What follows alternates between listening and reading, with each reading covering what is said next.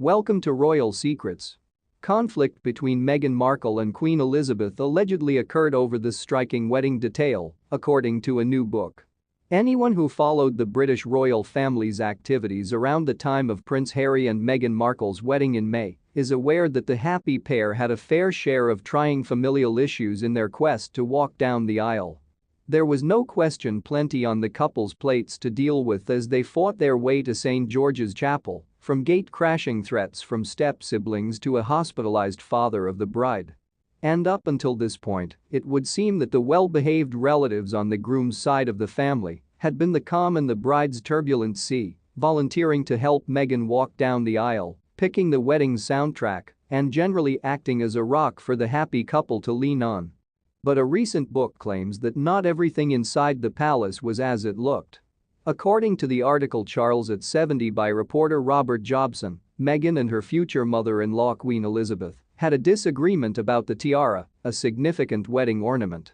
While everything went smoothly in terms of the gown, the Queen reportedly turned down Meghan's first choice of tiara, which included emeralds. Harry was not amused by this development. After a very heated exchange with staff, the Queen intervened and told Prince Harry, "Meghan cannot have whatever she wants." Meghan had her heart set on this tiara with emeralds, and Prince Harry hit the roof when they were told it was impossible for her to wear it. "She receives the tiara I gave her." The tiara was apparently off-limits for the special day since the royals weren't sure of its provenance and were reportedly concerned it might have come from Russia. The tiara's provenance could not be determined. There were doubts that it might have originated in Russia, the source is quoted by The Sun as saying. It's interesting to note, however, that Princess Eugenie, who married Jack Brooksbank 4 months after her cousin's wedding, wore the Queen's Greville emerald Kokoshnik tiara for her nuptials. This tiara is made up of 6 emeralds on either side and rose-cut diamonds paved set in platinum. So maybe the item was intended for the wedding of the Queen's granddaughter later on in the year? The royal source further stated that there was a belief within the royal camp that Meghan might be difficult to get her way because of her Hollywood upbringing. The message from the Queen was clear. Meghan needed to be careful to maintain family custom and consider how she spoke to staff members, according to the source. Obviously, appearances were maintained because Meghan wore a diamond tiara with her Claire Waite Keller boat neck wedding dress, which was a loan from the Queen's collection.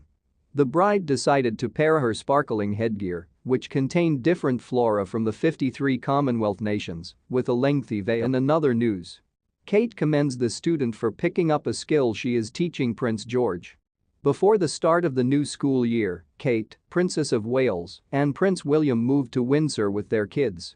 On Tuesday, when Kate and Prince William visited Wales for the first time as the Princess and Prince of Wales, they were greeted with a rousing welcome.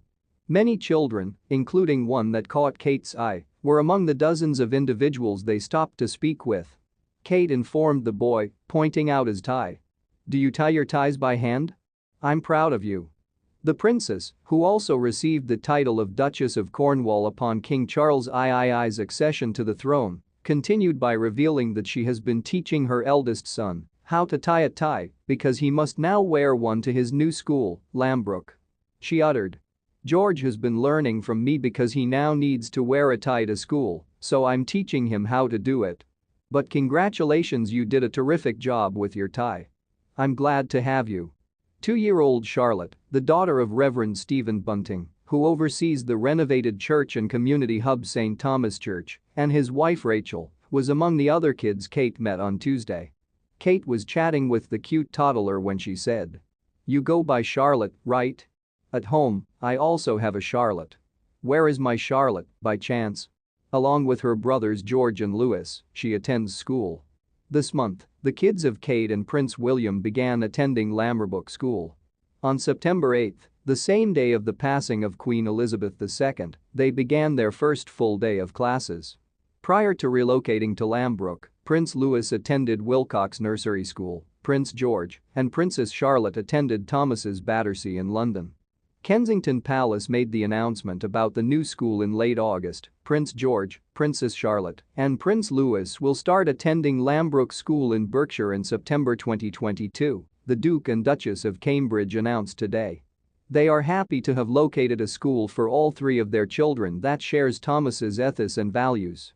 Their Royal Highnesses are enormously grateful to Thomas's Battersea, where George and Charlotte have had a happy start to their education since 2017 and 2019, respectively.